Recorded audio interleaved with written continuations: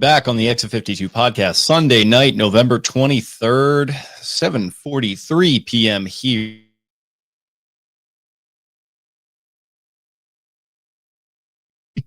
How are we doing tonight, pal? Doing good. I mean, 5-game winning streak, back in first place. You can't really complain too much, although we're probably going to complain the majority of this podcast about the way the Ravens are playing. But look back 5 weeks ago, what more can you ask for other than being in the position we're in now? So fired up for Thanksgiving, fired up to see what they've got against a team that maybe has a little more juice than what we've seen the last handful of weeks. I hesitate to use the word measuring stick, but it's like, what is this team after what we've seen the last 2 weeks? And you could probably go back further and ask a lot of questions about what the ceiling is for the team and what the hell's going on with Lamar Jackson. So, but yeah, we'll get into all of that. Yeah, so Ravens get away from the Jets. They pulled away in the second half to the tune of a 23-10 victory. They have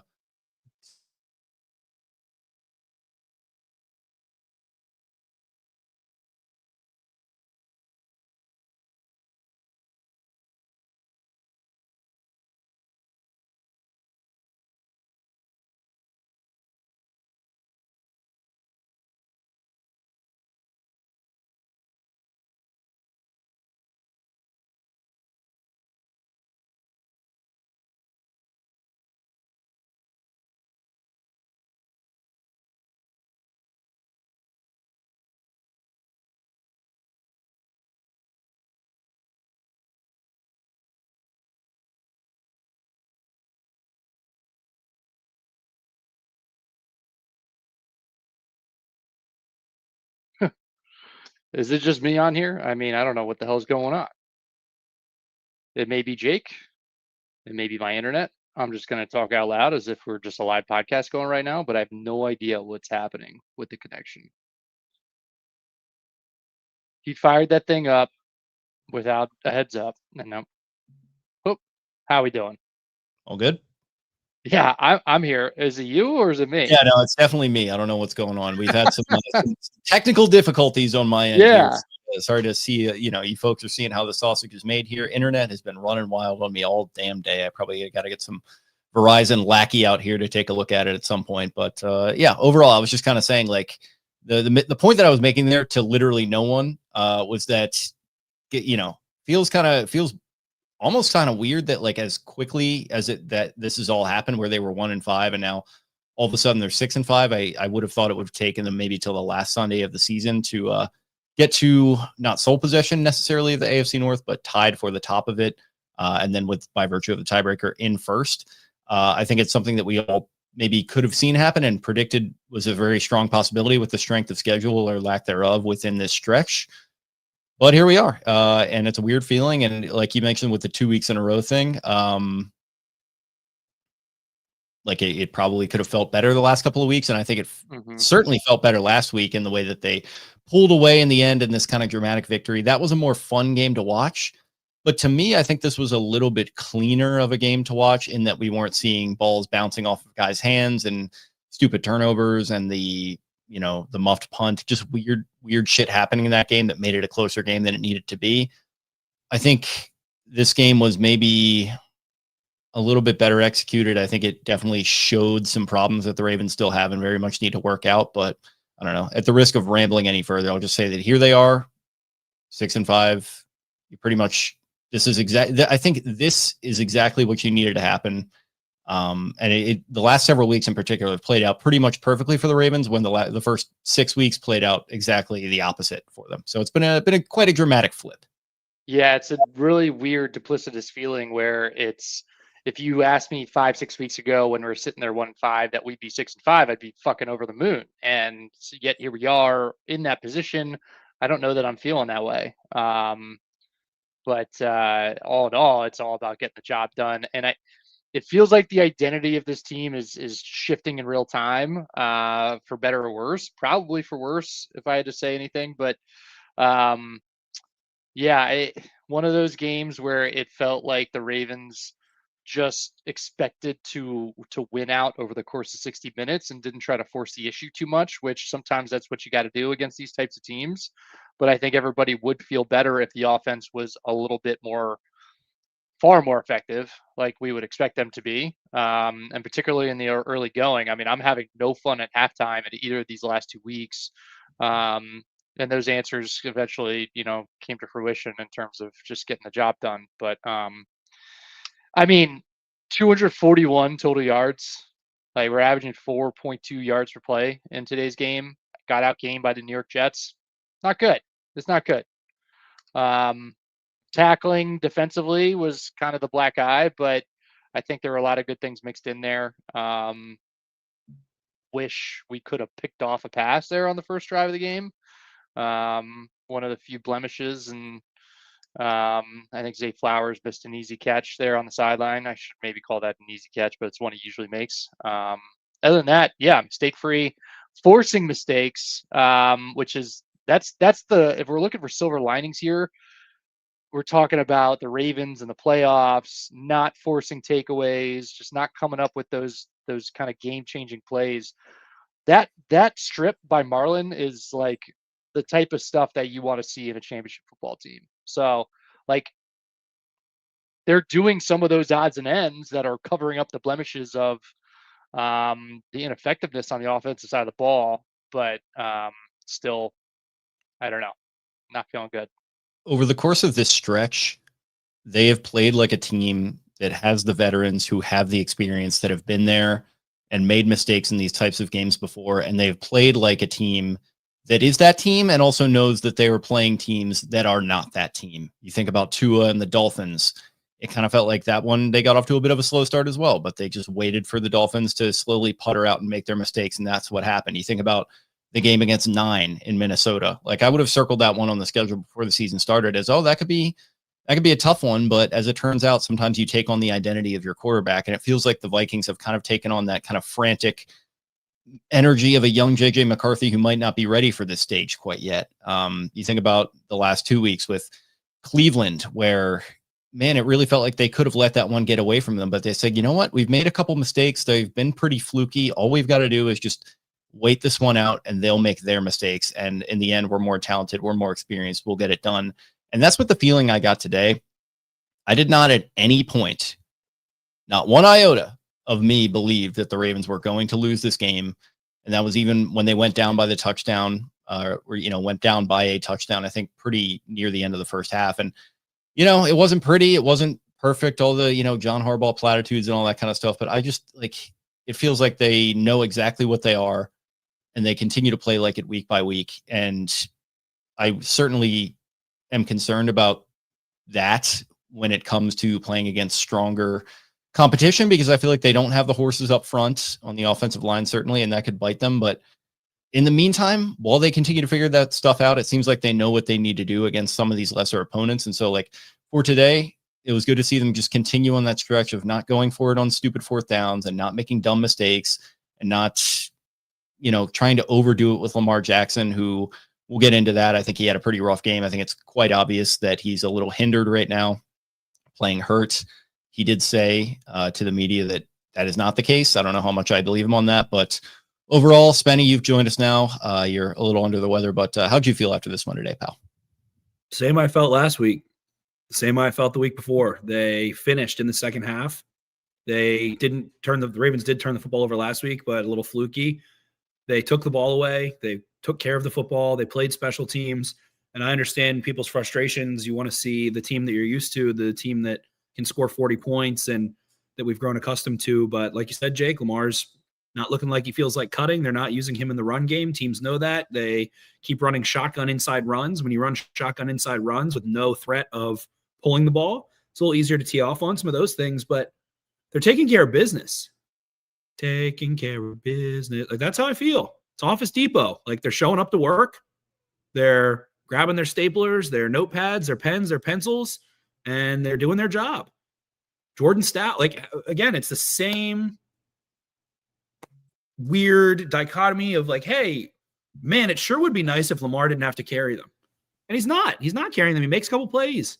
It's like what normal quarterbacks do. Make a couple plays. Tez Walker gets a ball to Zay Flowers. Lamar's playing like a game manager. He's not playing like a playmaker. I think it's mainly due to injury. I think it's mainly due to rust and injury and playing kind of hurt, maybe a touch injured, and they need him too, and he's doing it. And I think there's been a lot of words said about him doing that exactly, and he's doing it. He's taking rest days. They're handing the football off. They're taking care of the ball. They're winning the turnover battle. Jordan Stout is fucking banging 900-meter punts, like dropping hawks from the sky. Two of the best punts I've ever seen, especially from a Ravens punter. Arguably the best punt I've ever seen in my life today. Jets have a dangerous special teams unit, and he was toying with them too. Like, they're playing complementary football. They're doing what we asked them to do, so that Lamar Jackson doesn't have to be the sun, the moon, the stars. And I don't know, it's getting colder out. He's banged up. I think the question is, will he not be playing kind of hurt and injured? Will he be able to use his legs at later points? I don't know the answer.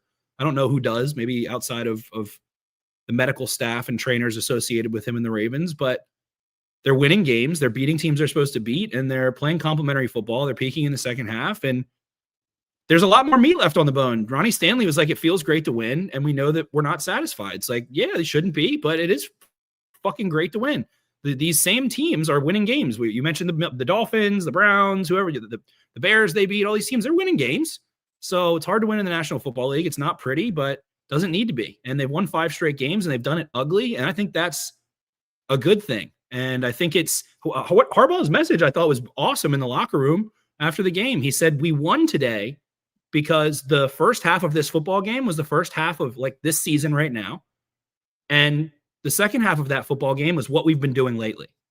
And we won that football game because we knew, based on our past experience, that despite an ugly start, that we could finish and play well. I thought it was a really strong message, and it's true. And what did we say, Jake? I think in the preview pod before the season, win ugly, win close games. They need to. They haven't been a close game winner. That's like Dan Orlovsky's big fucking thing going into this year, and then they lose those games to the Bills and Chiefs. It's like they can't win close games. And are they beating the Bills and Chiefs in close games? No, that's valid, but they are winning close games. They are winning ugly, and they haven't done that over the last couple of years. And then they get into these close games late in the playoffs, and then they lose. So I think it's good scar tissue, and who knows how much scar tissue it'll take. Maybe all the scar tissue in the world. The Browns have never won a Super Bowl, so I don't know, but I feel impressed with the grittiness, and I think it's resonating with the Baltimore Ravens football that I knew as a kid growing up. I'm 32 here. It's what I grew up with. The Ravens winning these types of games, ugly, holding the other team to 10 points, 16 points, scoring a couple touchdowns, punting the ball, kicking field goals, taking the ball away. That's good shit. That's the shit I do like, and it's Baltimore football. Yeah, I think we said after the win last week, and I'd say it once again, in a situation like this where it felt like they were playing down to an opponent last week, and maybe you could throw this week in there, is the type of game that they lose when they go on to be 13-4 or whatever. And they just don't have that built-in cushion. They do not have that luxury to overlook games. You mentioned there are no trap games going forward. You were absolutely right about that. And it does force you to kind of snap in and keep your eye on the ball. And I do hope that does prove to be an asset to them, where you've got a Cincinnati team coming to town on Thursday night. We'll see if Joe Burrow is going to be entering the mix here. I think they're now 3-8 after their loss to the Patriots today. It wouldn't surprise me if Burrow entered the lineup. I'm not really sure if it makes a huge difference anyway, as Flacco's kind of had that offense going pretty well anyway. But that's a huge game. I mean, 7-5. What do we always do, Spenny, when they're within the one game above 500? It's like, oh, well, 7-5. That'd be a lot better than 6-6. It's like, yeah, no shit. But it really does feel like it makes a difference. And I don't know, Brian, are you kind of buying into this idea that, I know you're frustrated. I know the wins were whipping out there. Is kind of the built-in scar tissue, the adversity, is that doing anything for you? It's doing things for me. Yeah, it's good to see them just push through and come out on the right side. To everyone's point, it's something that they failed to do a lot of times, and it's good reps. And I'll be honest, I wanted to see, even they got the ball there late in the game in the red zone after the turnover on the 4th and long by the Jets. I wanted to see us run like a true red zone possession there.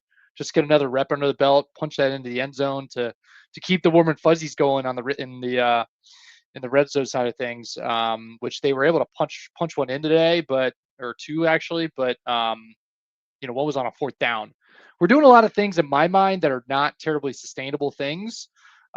We shouldn't have to go to fourth down to be punching it in the red zone. Too many opportunities that I think against better teams, like the throw to DeAndre Hopkins, that should be a touchdown. It usually is from Lamar. I'm not saying it has to be a touchdown for the Ravens to be a successful team, but it's an example of where if we're not playing at our best down the road, it's going to come back to bite us. So better to miss that throw now than miss the one in, mid-January and wild card weekend against whoever might come to Baltimore, should we take care of business here. But we're still missing on some things, and we've got some time to figure it out. But I had hoped over this stretch of games where we were winning games and taking care of business that we would start to see some progress on some of these things. And a lot of it is tied to Lamar's health, of course, which is a big question mark. But I just want to see us doing a little bit more to move the ball more effectively, more consistently. So, yeah, they've run as of what the AI Google thing is telling me here, they've run 587 offensive plays. I think Ken McCusick was talking about this on Twitter. Like, that's pretty low in comparison to the rest of the NFL. They're 10th for fewest in total offensive yards, which doesn't always tell you about drive sustainability, but you can just see it with your own eyes with the eye test that like they have had real struggle sustaining drives throughout this season. And even in some of the games where they've done a better job of it, I think a little bit about last week in the second half. I think about the Vikings game. They had a few of them in there, but there's just so many drives that just stall out. You look at the first one today where they go out there and they actually convert that fourth down. They take the timeout, think about it. They send the offense back out there. They pick it up with the Andrews QB sneak. No hurricane this time. They kind of just ran the straightforward one, but then that drive stalls out. And there were just a couple other ones throughout the particularly the first half where you look at the box score and Lamar only has 23 yards passing or whatever. You have Henry over the course of this game.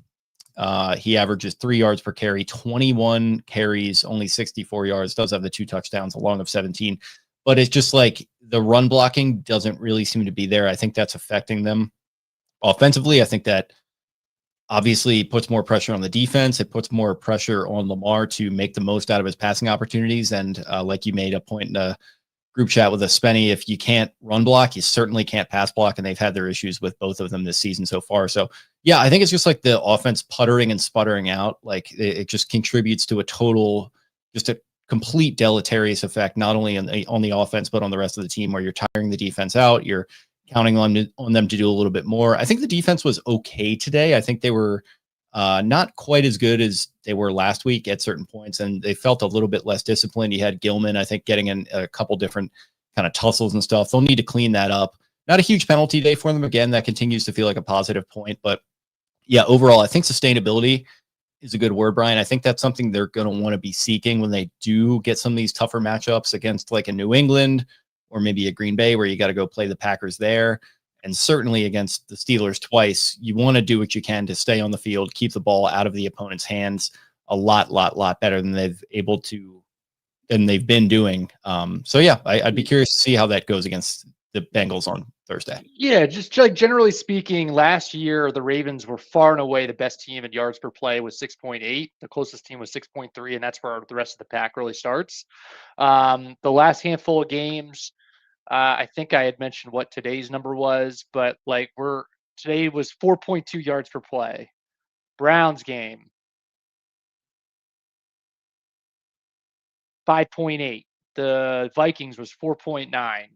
Dolphins game, 6.0. It seems like we're getting progressively worse since in this 4-game stretch since Lamar came back, and there's all kinds of factors that go into that. But again, it's like for example, the drive to open the second half.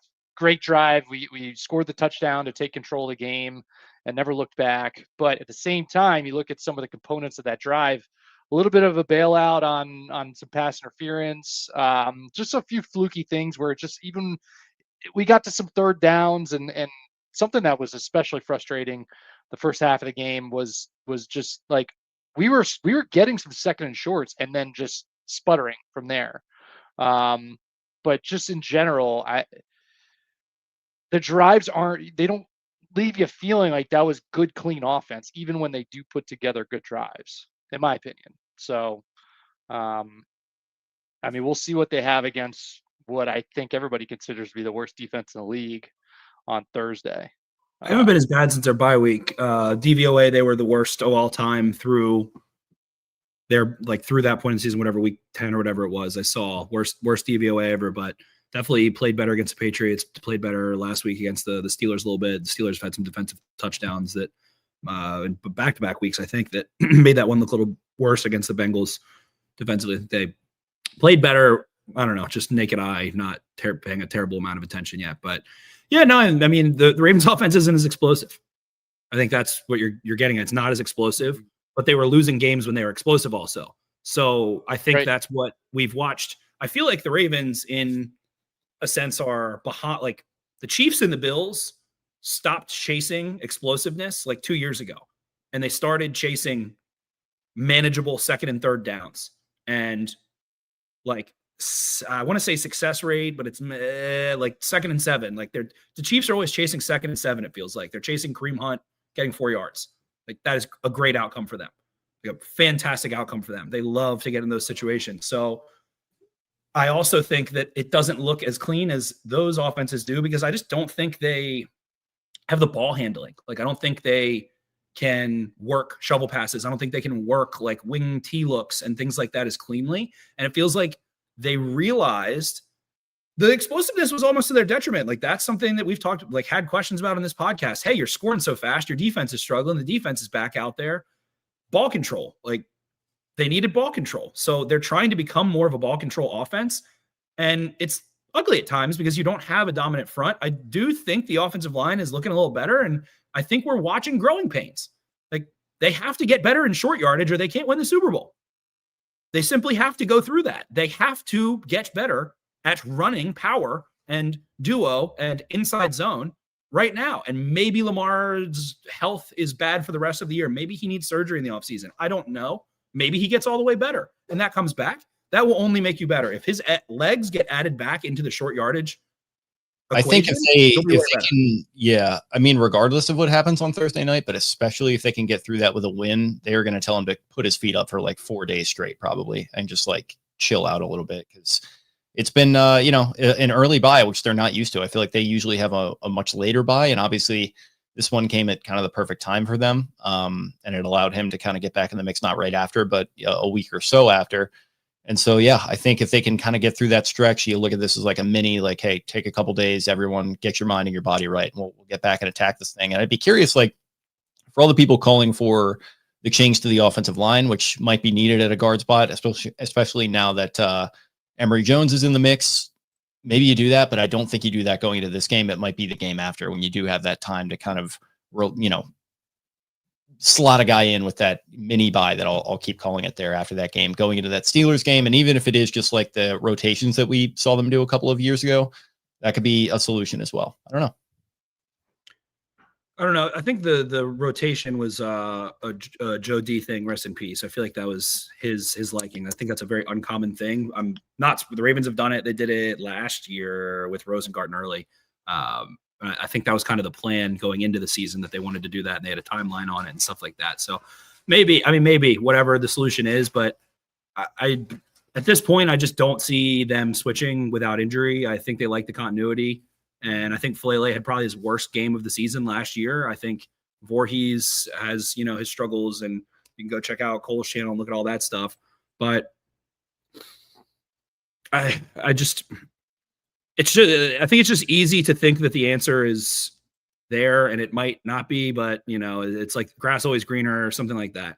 I just feel like getting off the ball better is the answer. And it's still, I've already said it, they have Ronnie Stanley and 4 guys on rookie contracts. Like they do not have a veteran offensive line. They have guys that maybe they never get good, but they are going to get better.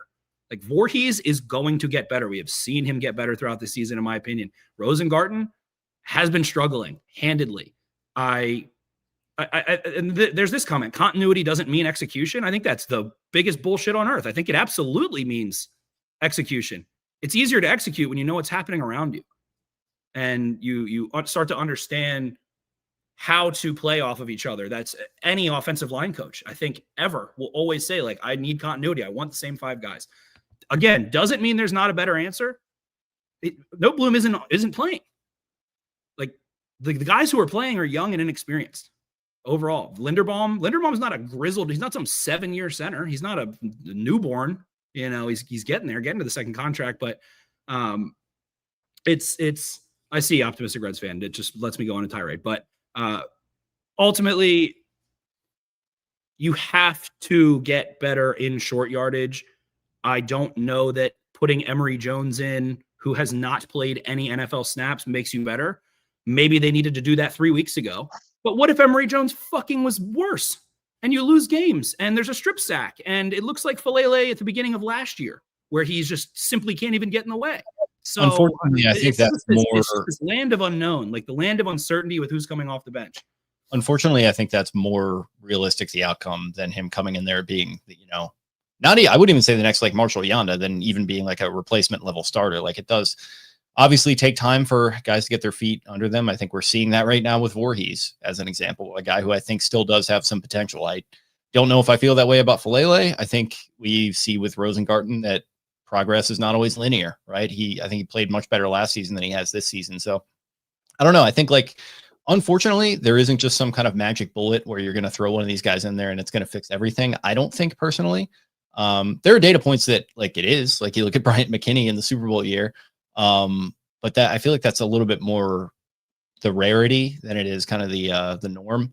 So yeah, it's just it's a situation where, in my opinion, I just feel like it's a talent issue right now. And to your point, if it does just mean having to stick with these same 5 guys in a row, go to it. I think it's going to suck to watch for a while. I just think it's like we don't know the answer, so it's just a roundabout of speculation. Like you just never get off because we don't know the result. And there's a comment here. I don't trust their judgment. Like someone said I want Keaton Mitchell active, and they didn't put him in. I don't trust their judgment.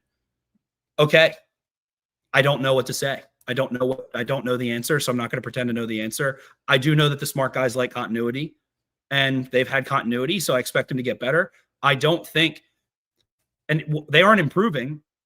I think they are improving. They're limiting penalties. They're limiting mistakes. I think they are improving. I think we're watching them push Henry plunge into the end zone a little bit. Like we're seeing it. And someone said the Jets are an awful team. The Jets can beat you. Anyone can beat you. They do not have a game to lose. You can't lose to the Jets. You can't fuck around and put a rookie in. It's not Madden, man. So I don't know. Everyone's so disappointed. They've won 5 straight games. They were 1-5. They're sitting atop the AFC North. I feel like I'm on crazy pills a little bit. It's like negative. No, it was fucking ugly. You're playing the Jets at 1:00.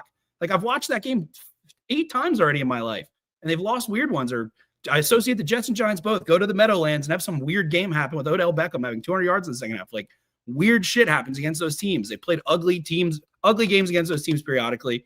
Those teams have beat other teams. I am happy to see the Ravens win ugly. I don't, there's this horrible sentiment. They almost covered a 13.5 point spread with Lamar playing like shit. Yeah. And I don't think any positivity from any of us means that we think they're some great. You don't have to be positive either. Go ahead. And that's the point I'm making is I don't think that means that we think that they're this great Super Bowl contender. I certainly don't. It would really surprise me if they were going to go on some big Super Bowl run, but in terms of salvaging something out of the season and maybe going on and trying to win a playoff game, I know it would suck to have that be the outcome compared to the expectations going into the year. But to me, that would be fun. They started 1-5. That was a really shitty start to the season. Here they are at 6-5. I'm happy about that. So we've got that to hang our hats on. What else in this game? What else is kind of anything you're burning on down there, Brian? Draymond Jones has been pretty impactful. I'll say that. I think we're getting after the quarterback better than we have. And that's another thing that's been, I think, just progressively getting a little better. I'm not going to sit here and say we're great at it. But hey, that's something that was people were shouting and going crazy about a few weeks ago. And it's improved. So case in point, Spencer, things can get better. I'm trying to think if he has 2 sacks now. I think that was his escalator that triggers it, turning that Pickett from a 5th rounder to a 4th rounder. I don't know. Make the playoffs. And they have to make the playoffs. That's the other one. So yeah, you've got that one in there. I think that did look good. Mike Green, couple really good reps today. He didn't wind up getting home, I don't think, but had a couple where he was kind of right in Tyrod's face. Tyrod can still, you tweeted about this, Benny, that guy can fucking move around still. Like he clowned Trenton Simpson. He clowned Roquan Smith. He got Roquan in the air with a pump. Trenton Simpson, he hit with that little hezzy and then give him a little stiff arm and just outran him to the sideline. Tyrod was balling. Damn that Chargers doctor, man. Is that our boy? Is that me and Taylor's guy, Pro Football Doc? Oh God, insane. What else happened? I mean, the Marlin strip I heard you guys talking about. It just felt like they dialed up a lot more pressure in the second half overall. It felt like Tyrod did have time in the first half, and I think we've seen Zach Orr be able to adjust. I think his ability to process. Do I need to bring more guys? Do I need to disguise more? Do I need to show pressure and get out more? In game has been getting better. And I feel like they've done a really nice job. And again, are they playing great quarterbacks? No. If you're not excited by them winning, then I get it in that sense. But they have figured out how to become playmakers, man. Like that Marlin strip, the sacks on big downs, getting the Jets out of field goal range, like high leverage downs. It is still NFL competition. And regardless of what you want to say about the New York Football Jets, any given Sunday, and this defense has not allowed 20 points in 6 real weeks since before their bye. But prior to that, the Rams, I think the Rams were the last team to score 20 points on them. No, the Rams scored 17. If we do this thing in September next year where the defense looks like historically bad, like let's just remember this, like 2 years in a row. So like 2023 wasn't all that different either. Like for whatever reason. That's where I'm at a little bit with this whole thing. It's like the 2 years in a row of it just going up against actual like competent competition and just like getting your doors blown off and then doing what they're doing against these, scrubbier teams. There's something to be said probably about that. And I think that's another philosophical change that will need to be looked at, maybe along with the approach to the offensive line, which I think they know that. And like that, the ebbs and the flows of roster building will continue. It's just like, it's funny because like a couple of years ago, it was like, oh, I got to get Lamar playmakers. Like, why are we worrying so much about kind of the meat and potatoes and all this kind of stuff in the running game? You got to improve the passing game. And I feel like they did that. They got some good results out of it. Now it's maybe kind of rearing its ugly head back against them as they've gone kind of outside that Overton window. And I'll be curious to see about that, how that affects their offseason plans and what they do going into next year. But a long way to go until then, thankfully. And I think they'll still very much be in the mix until then, which I am happy about. More random thoughts. Zay Flowers found a way to make an impact in the game where the pass attack just wasn't really there. So that's just a trend. I'm looking at our schedule here, and it's got the columns with high receiver, high rush, high pass. He has been the leading receiver for the Ravens in 8 straight games and a total of 10 of 11 of their games. So Mark Andrews against Detroit had 91 yards to lead the team. Other than that, it's been the Zay show. Another dumb thought, and I'm acknowledging how stupid this is, but how much is Rashad Bateman's absence affecting the offense, do you think? Because a crazy thought entered my brain today that maybe Lamar's just a Rashad Bateman merchant. Honestly, like you've got Tylan Wallace trying to run these man-beating routes deep. Yeah, I feel like you see I think you see what Rashad Bateman brings to this offense in those situations. Tez Walker, a really nice deep catch today. I feel like that was a Bateman route. But yeah, I feel like it's felt a little bit. Spenny, I'm sure you could expound upon that a little bit deeper. Yeah, they're not doing a good job beating man and creating clear windows. And I think Lamar is turnover averse. He always has been. He has really low turnover worthy play numbers, really low interception numbers. He doesn't choose tight windows on low leverage downs, or neutral downs, I should say. And I think Bateman's their best man. Like Bateman runs the best open neutral slant, 3-step in, whatever you want to call it, in breaker on the team. Those are the high percentage throws or the quick outs there. I think he is their best man beater. I mean, you could argue Zay certainly, but Zay when Bateman's out, Zay gets shaded inside. So it's not, easy pickings. And we see it take a little longer for Zay to uncover on some of those because they're going to make him work through more traffic and he is smaller.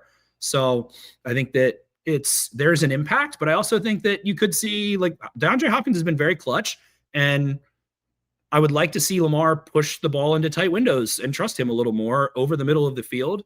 He did that today. He did that for you last week also on high leverage downs. And he he is worthy of not turning the football over. Like, he's not going to turn the football over for you. He is going to catch the ball. He is going to, I would probably think, go to the Hall of Fame one day for doing that, for taking care of the football, for making close catches. And you don't have other great options. I haven't been able to study like what they've been doing with Isaiah Likely, but I would think working him, like isolating him on linebackers, should be more of a man-beating scenario for you. Mark Andrews, has had ups and downs and had a really big game last week and draws the PI, drops the touchdown today. Up and down this week a little bit. So he's usually a big man beater over the middle of the field. So I just think they haven't been clean against man coverage. I don't think Lamar's been clean either. I think it plays into protection somewhat, but it's like, if the ball's got to come out quick, the ball's got to come out quick. And I think there's a little bit of hesitancy, a lack of trust, and turnover aversion, all of those things. So Tez Walker, I know a lot of people want Tez Walker. I love what he does deep, and I love his ability to work kind of the blind spot and maintain full speed routes. He has crazy long strides. We saw that on this one. He can really chew up some dirt. Looks like a Christian Watson kind of guy to me. And yeah, he hasn't really gotten that opportunity yet. So you mentioned Wallace. Wallace is like not creating separation.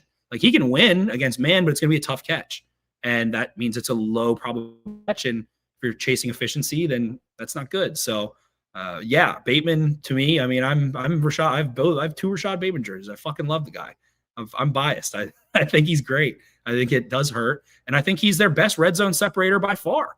We've seen it. He works leverage, finds soft spots, and he can sit down. Like, his deceleration is the greatest as a route runner on the team, I would say. I think it's a loss. Does it debilitate them? No, but if you've got 2 guys that are younger and can do those things in Zay and Fly, like, it's just a better group with them. So it's tough, like the injuries. And then you're like, oh, well, you hope to get him back against the Steelers, but it's like, now he's rusty. Isaiah Likely hasn't looked great since his injury. Lamar hasn't looked great since his injury. So to me, the question is, like, how can you get the reps? And I can't remember if it was you, Brian, or you, Jake, who said the point, but like, they had an earlier bye than usual, and they need to figure out their practice schedule to load manage, but also get the precision in the pass game. And I can just, like, the pass game doesn't look good. And I think it's like, Lamar's not practicing on Wednesdays, and if they're winning games still, so it's okay. But at some point, you got to get those reps. Those reps need to come either in practice the game. That's the only 2 times you can get them. So reps needed. Needed. Yeah, I love my guy Zay, but he even talked about, I think that was before this season, it might have been last, when he talked about stopping with the whole tap dancing thing and trying to, juke around guys. I got to go look at the all 22 in this one. Brian, I know you were at the game spending. He was dancing today. Dude, there was one where he had a catch like near midfield. It was for a first down. He catches it, turns around, and like, I could have sworn he had real estate just wide open in front of him. Guy is on his hip if he just takes off, and he does his little like he should have gone right. He went left, right? I think he should have gone to his right. Like, he was already pointed that way. So maybe I'm talking out of school and there was a safety up there, but my God, it felt like on the TV, at least, it felt like if he had just taken off, like, he would have gotten another 20 out of it. From the Section 528 view, which I know Jake, he very well may have had a race to the sticks there if he went that direction. Yeah, it's incredible. I mean, like, and God bless the guy. I love that he's trying to make plays, but like, this is a conversation we've been happening since day one of him wearing this uniform, and it would just be nice for that decisiveness. And I talked about this in a little bit more of a serious sense last week, where like, guys finishing plays to get to the end zone, so we don't even have to have these red zone conversations. Like, just having that nose for like, move forward. We're not playing east-west. We're not trying to like dance around. Like, we're just going to fucking put the ball. We're just going to, as Coach Gruden said at the internet invitation, we're just going to roll up our fucking fist and pound the rock. Like, that's what I want to see a little bit more of. He caught and did a pop-up slide at one point too. He did, yeah. Where it was a little bit like, was he down? Was he not? Of course, the linebacker came in behind the play and tried to punch it out, which is like what anybody would do in those scenarios. I feel like the percentage of fumbles forced on players who have gotten up off the ground is substantially higher than those who aren't. So I pray that there's not a play down the road where he does something goofy like that and ends up coughing up the rock. Yeah, which we've seen him do in different contexts. We saw Mark Andrews do that in Buffalo last year, like, just kind of that instinct of like, yo, north, south. Like, let's not overdo this thing. Like, we're all great athletes. I get it, but like, let's just try to get this thing moving forward. And this is an offense that needs every yard it can get right now. So should just add one more thing on Zay. That was a hell of a sell on the PI, because that was not a catchable ball. And if he had continued and tried to sell it in a manner further down the field, it would have been that much more evident that he wasn't going to get to that ball. So I think he genuinely just identified very early that it was overthrown and just sold the hell out of it. Yeah, sometimes you gotta do it. Little Joe Flacco offense. Yeah, that's manufacturing offense, and it's that one and the one to Andrews that drew the PI as well. Spenny, you mentioned Lamar being turnover reverse. Like, I get that. I totally love that about him, but sometimes it's good to just kind of let one rip and see if he can get the call, because that can really create a spark for you. On the Andrews one, I think they wound up going down and scoring their first touchdown after that, if I'm not mistaken. And yeah, it can really be that spark plug. You mentioned the Joe Flacco hawking it up to Torrey Smith. Like, that was one thing about Flacco. It's funny now, everyone with their revisionist history, but that was one thing people around the league really hated about the guy when they had to play against him, was how annoying that was. But guess what? The guy had no fear. He had all the balls in the world, and it cost him at times. It cost him in that 2014 playoff game when he just chucked one up there and the Patriots, get this inexplicable interception and it ends that game. And that can certainly still happen, but man, there's just something to be said for that, I think. And with an offense right now that it feels like there's not that much to lose. Certainly you don't want to be turning the ball over a ton, but maybe one or two more of those shots a game where you're just kind of giving your guy a chance, especially with the talent that some of these guys very much still do have. I think that could be a beneficial kind of club to pull out of the bag here. I just think stuff's coming out late on the deep balls. So I think the deep balls are coming out late. I think everything's coming out a little bit late. We had a comment here. Devon Allen said, yeah, y'all say Lamar's to get the ball out quick, but guys have to win quick, and that's not happening. I agree. And to the point on Bateman, we already talked about it, but to me, it's like they need to win at the line of scrimmage and pre-snap more. And they need to orchestrate a little better in terms of working trips, bunches against man, working picks, and getting to it pre-snap, recognizing looks, tendencies, all that stuff. And part of it is tendency. Why did Lamar throw that ball for Andrews? Probably because he knew that DB, that safety, I think it was Tody Adams maybe. I have to go back and look again, but that guy probably doesn't turn around much. Like Brandon Stevens didn't turn around a lot last year for the Ravens. Lamar tried a similar one to Likely too early in the game. Didn't get the call, but I think he might have recognized the guy was probably not going to be able to get his head around. That shit you pick up on when you're watching tape. Hey, he doesn't turn around. Throw it on his helmet and see if we can get a PI. So those things, I mean, we just haven't seen them connect deep in a while, right? Like it's not we had the Tez play, but it's like there's no deep posts, no go balls, those kinds of things. And somebody made a comment like, I'd like to see Zay go over top. Sure, work it in. But the rhythm's just off. Like quick game's off, landmarks are off. They're not reading it the same way. I think there's been limited reps, and the only thing that fixes rust with pertaining to reps is reps. So I would like to see, if you don't have man winners, then you have to create separation by formation and motion. So the motion needs to be more available to get a man defender out of place and running through traffic. And you need to be able to work trips and bunches to make their point man have to make a decision. You read the point man.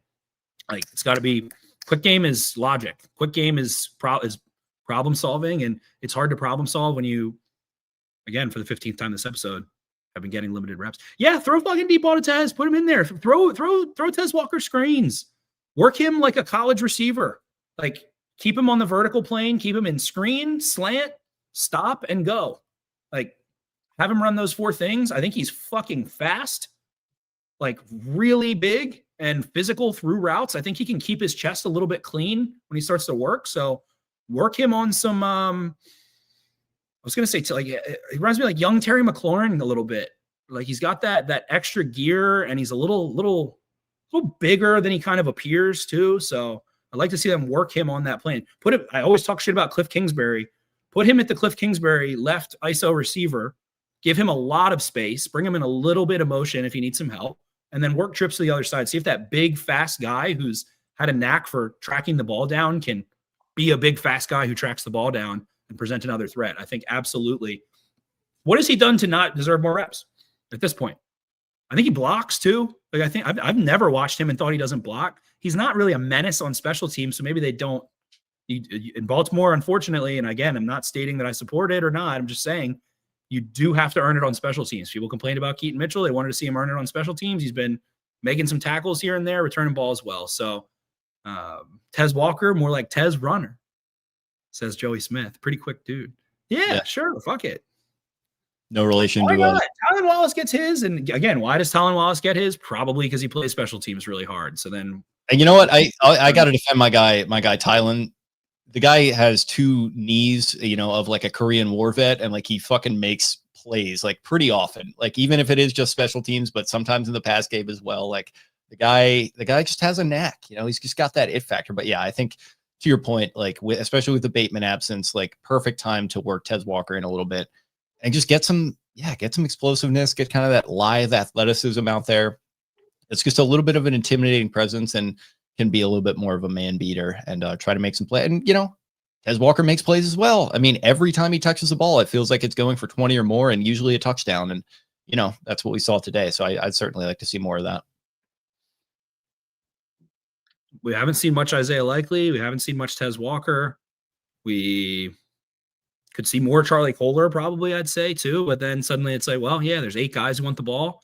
Like you said, Brian, Zay Flowers is their leading receiver. He's their number 1 guy. So there's only one football to go around. So it's a little tough in that regard. And then you call a play or you have a look and then defense takes that look away. So easier said than done. But yeah, again, if you want to get Tez some reps, stick him ISO, stick him out at the numbers, bring 4 to the other side and put him on that vertical plane, see what he can do. I think he can do some things.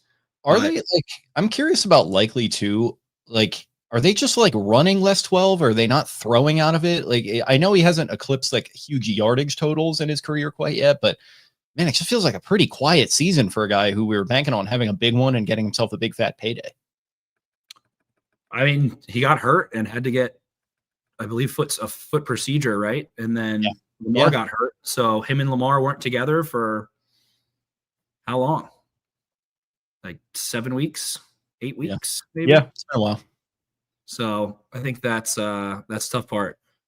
Optimistic Reds fan said you guys want to touch on Thursday. It's a short week, obviously, so I guess we can touch a little bit. I know it's getting late on a Sunday, but Kyle Hamilton, like, I don't know. Kyle Hamilton's a freak. Gun to my head, I say misses this game. Yeah.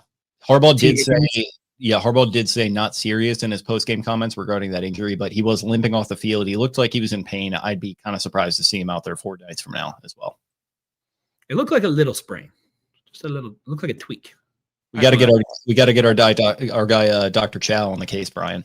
I think it's in his DNA to play. I think he just will do whatever it takes to play, knowing especially that there's extra days of rest behind it.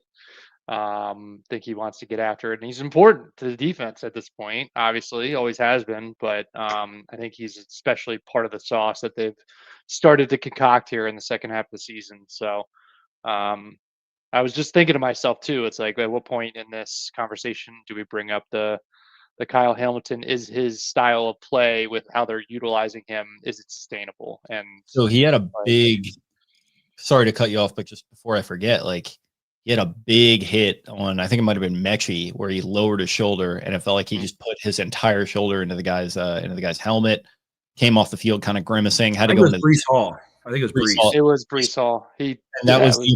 That was the obligatory Kyle Hamilton injury, walk off the field, everyone freaks out, then he comes immediately right back out. But then, we see him end the game on an injury, and just unfortunate. So I think to your point, and I'll let you expand on it a little bit, like that's where it probably is a little unsustainable as far as his health. And to Spenny's point that he's made, you don't want to spam it too much, A, because of that, and B, because teams are, it's, like tendencies in poker, you don't want to overshow your hand too much. I think he's just so essential to what we're trying to do too.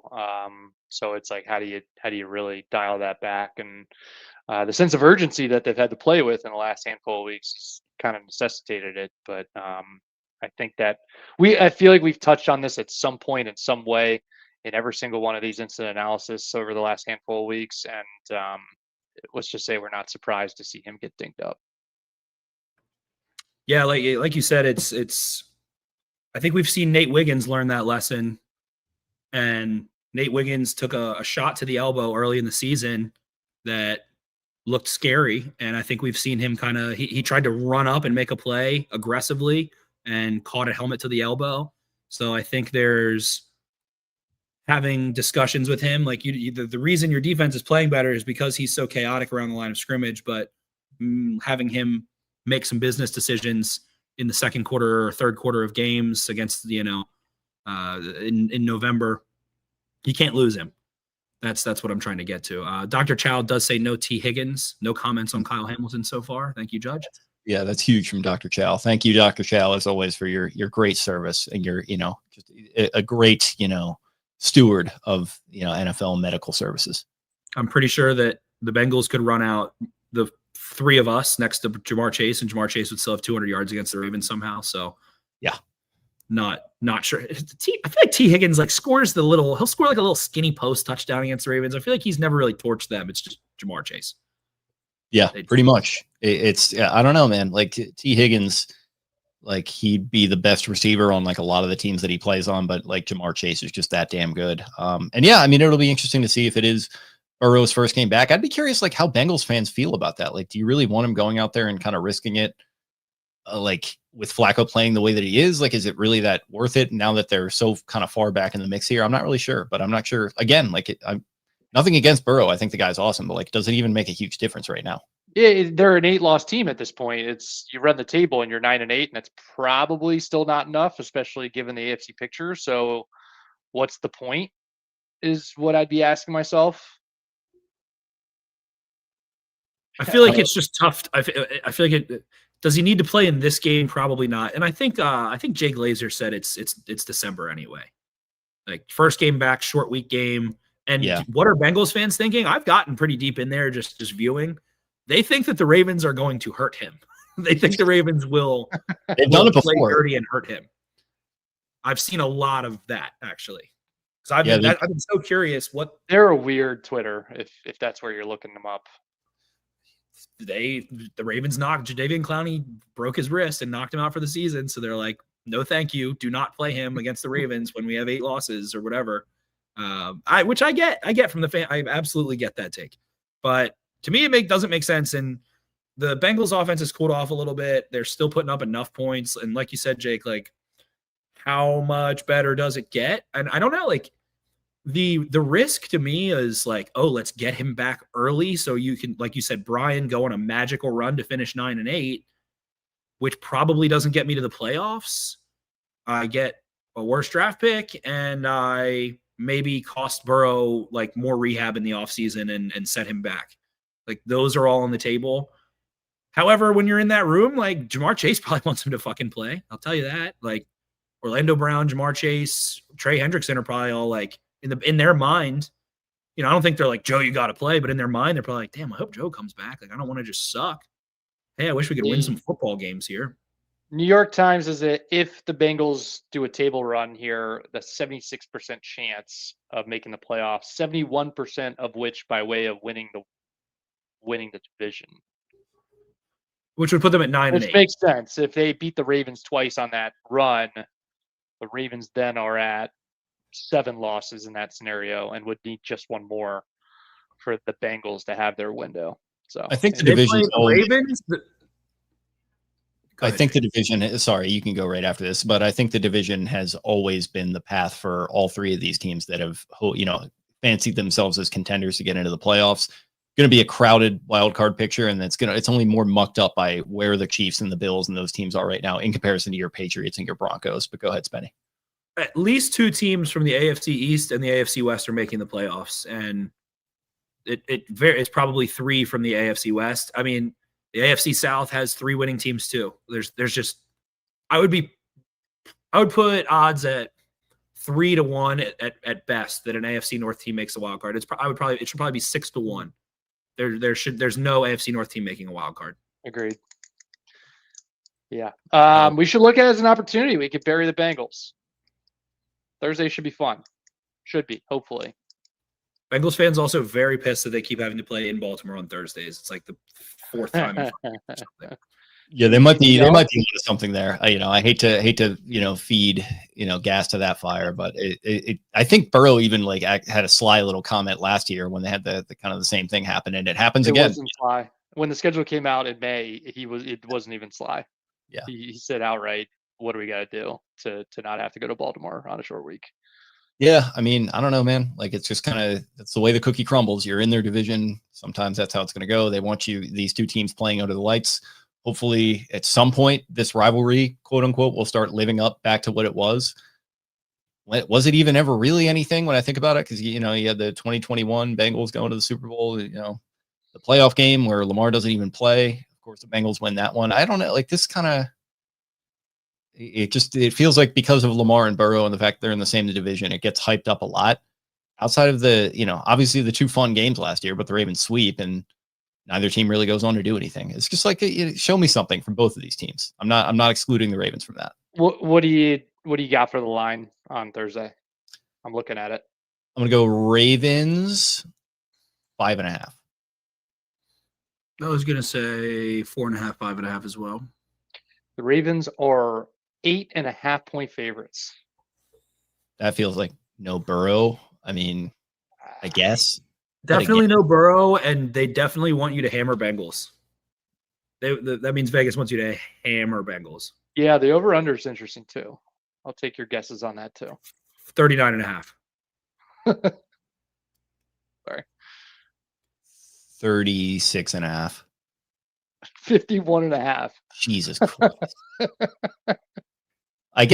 Listen, well, what did we say? What did we say about Chase? Flacco or whoever it is going to hawk a couple up to Chase. He's going to have a few. And then this Bengals defense, this could be the one defense that the Ravens are able to move the ball consistently on. So, and we've seen, like I said, two massive shootouts last year. Ravens get the better in both of them. So I don't know. Like, we'll see. It's very interesting numbers I'm looking at here. Yeah, 51, and they've got the Ravens winning by 9 points. Like, they're expecting a real barn burner here.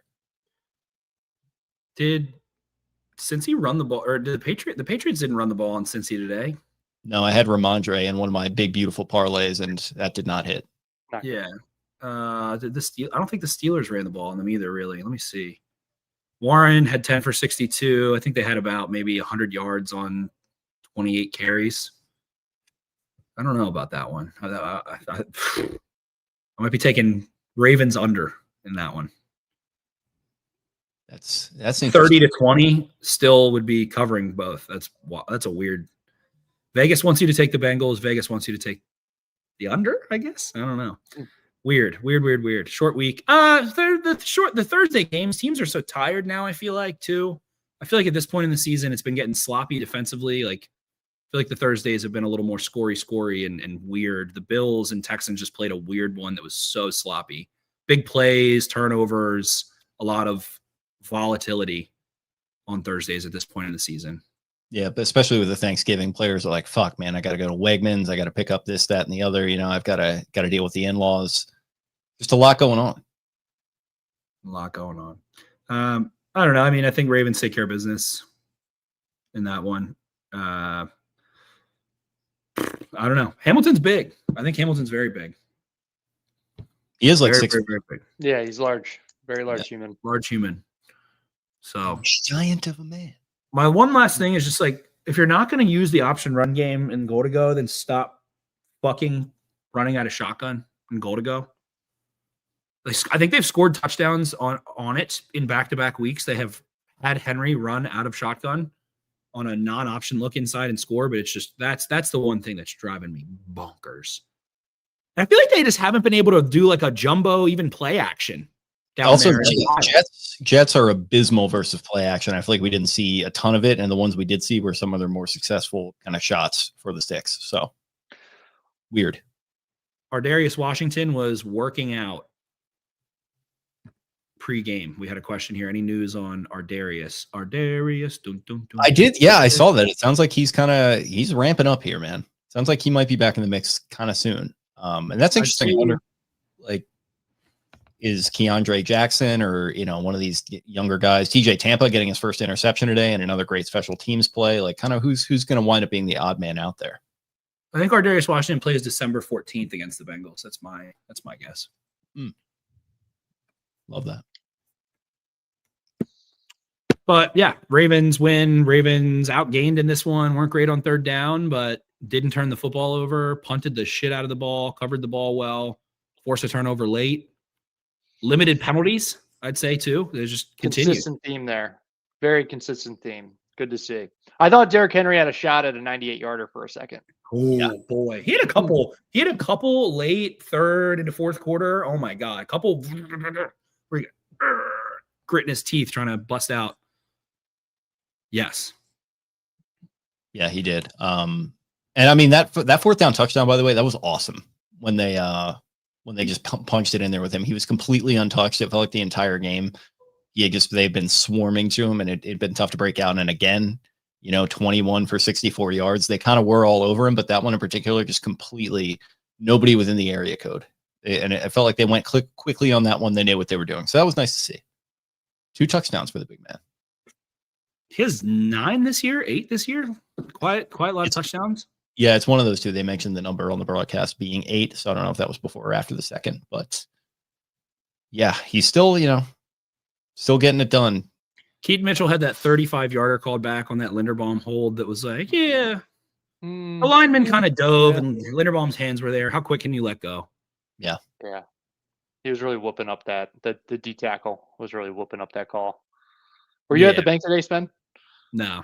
No. I've been sick. But we'll be Thursday. Big day. Got to get right for Thursday. Exactly. Waiting all day for Thursday night. Waiting all day. The most fun game. Roquan Smyth was some awesome comments pregame. They're like, what is it? How do you feel about playing on Thanksgiving? He's like, I have not been playing football around Thursday or doing something football related on Thanksgiving since I was 17 years old. Like, football is Thanksgiving. Thanksgiving is football. He was like, I love it. I'm excited for it. And I'll say that Roquan Smyth night at the bank on Thursday. I think he has a huge game. Uniform predictions. Can they run the All Blacks twice in a season, or is that only a once a year thing? Oh, they're already promoting. I know they did it once. Oh, they are doing it? No, they're doing Purple Rising. Purple Rising. They're wearing the alternate helmets too. Oh, yeah. I remember that. That was I remember not hating Bengals on a Thursday night. The purple rises. Back. Yes. You got 2 of them. 2 of them you say optimistic Reds fans. I thought it was 3 for some reason. 6-5, boys. This may be an all-time Thanksgiving slate, by the way. I'm excited for it. What are the other games? It is Packers-Lions and Chiefs-Cowboys, which I think the Cowboys making the comeback they did just gave that game a little more juice. Loser leaves town? Somewhat. I think the Cowboys will be leaving town if they lose that game. If the Chiefs lose that game, they're on the outskirts. Loser leaves town. They're being slowly escorted out of town, but they're kind of appealing their case, to the. This is a game that I think everybody looked at the map for the Chiefs, and it's like, hey, this Colts one is a big one, and they got that one done, and the Cowboys was one where it's kind of like, they'll win that one, but will they? Will they? Tune in to find out. Yeah. I have no way of ever proving this out, and anyone can just shit on it. The Cowboys are better than the Colts. I have crazy Cowboys takes, I want to say. I have crazy takes. It's a podcast. You throw them out there. Cowboys are winning the NFC. I'm fucking all the way in. That was the stinkiest line ever. And I was all sick, and I was texting my friends last night. I was like, why are the Eagles only 3-point favorites? Well, like that reeks. The Cowboys are winning. That reeks. And I didn't end up touching it. I psyched myself out. And then they went down 21-7, and I was like, weird. And then bam. The Cowboys are great. They have a good fucking team. And they've some of the best. I like what they're doing. And they just continue to be the best theater in all of sports. You had the Micah Parsons thing. They keep showing Jerry in the box. Like I hope Jerry lives to be 150 years old and like outlives me. And I get to see those reaction shots of him in the box, chilling with whoever it is and, trading Parsons, and he's holding his own press conferences for some reason at 90 years old. And he's just, there's just always something going on around them, and like they're always just hovering right around 500, but they feel like they could be a lot better. They make a lot of dumb decisions. They're very fun to watch. I very much enjoy Dak. So yeah, I'd love it if they get in the mix and they do win the NFC. That would be what does that look like when he does pass away? I mean, we see like Al Davis is probably the best comparison of any NFL owner ever. The funny thing is he's got a torch at the stadium. Yeah, the funny thing is, like, I think his son Steven is like actually kind of competent, and like Will McClay and some of the people they have like seem like they kind of know what they're doing. I almost feel like they could be something like the Ravens, like once Gary's, may he live forever, but like if that does happen sometime soon, like I feel like it could like kind of settle down a little bit and like they could be a lot better, or at least more consistent, I should say. Yeah, that's gonna be interesting. And you mentioned the torch. I wonder if they would do like a big kind of Daniel Plainview, There Will Be Blood, like oil, like kind of well. That's like his monument, and it's just constantly just spraying. That's what I'm thinking about. Is like, what do they do to commemorate Jerry Jones? Because there's something wild that's written down in whatever will he's got created. Just get Kevin Costner to come out and do like some sort of landman brand activation inscription, kind of christening whatever his memorial might be. There's like an oil rig that spits out a star shaped pattern before the game, and then it like has a hologram of Jerry that's revealed in the oil. Yeah, that's my vision. And it's referred to as Glory Hole. That gambling man out of Arkansas. Again, if you haven't checked out the latest Cowboys documentary on Netflix, it's a banger. I still need to watch that. Yeah, still need to check that. Can save that for off season maybe because we watch enough football as it is, but so good. I don't know who wins the AFC. Broadcast takes. I did watch broadcast. Was the same crew as last week. Horrible. I hated it. I was miserable. I was so miserable.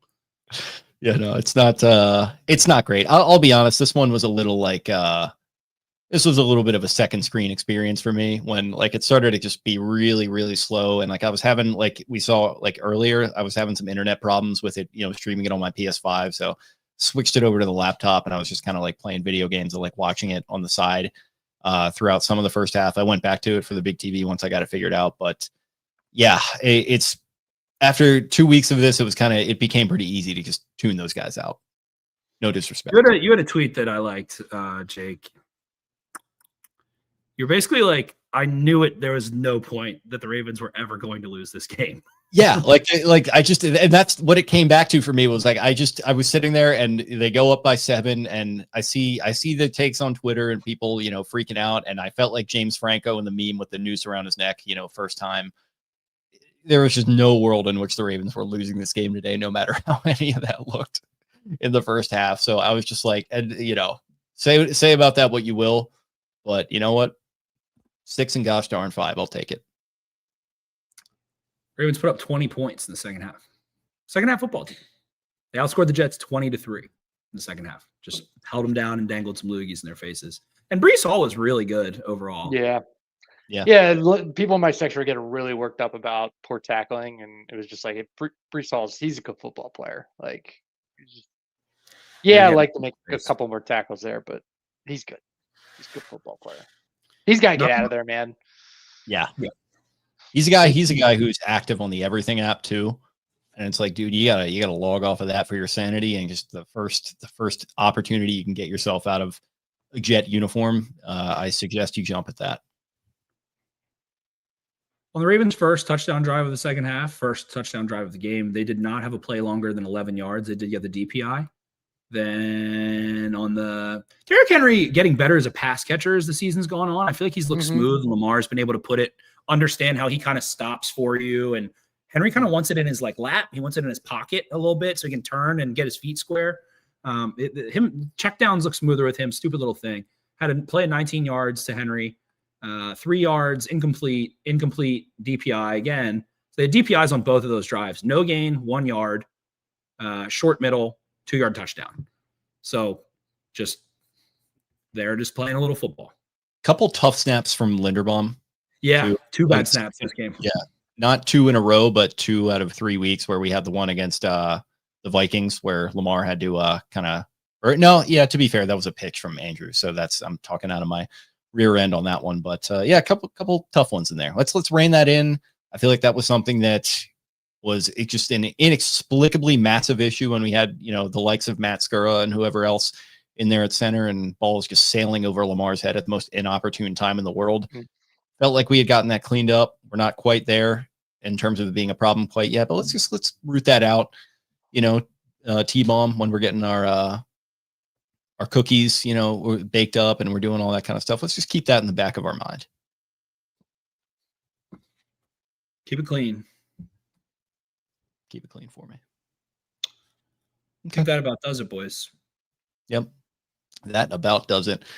Ravens 6-5, feels like it could have been cleaner. Feels like it could have been more fun, but hey, they can't be, you can't have a hurricane every single week. Sometimes you just got to settle in and grit one out and grind your way to a win. So that's how it felt like this podcast at times. Just got to grind our way to the end of it. Thank you to everyone who tuned in to the live stream, left all the nice comments for us.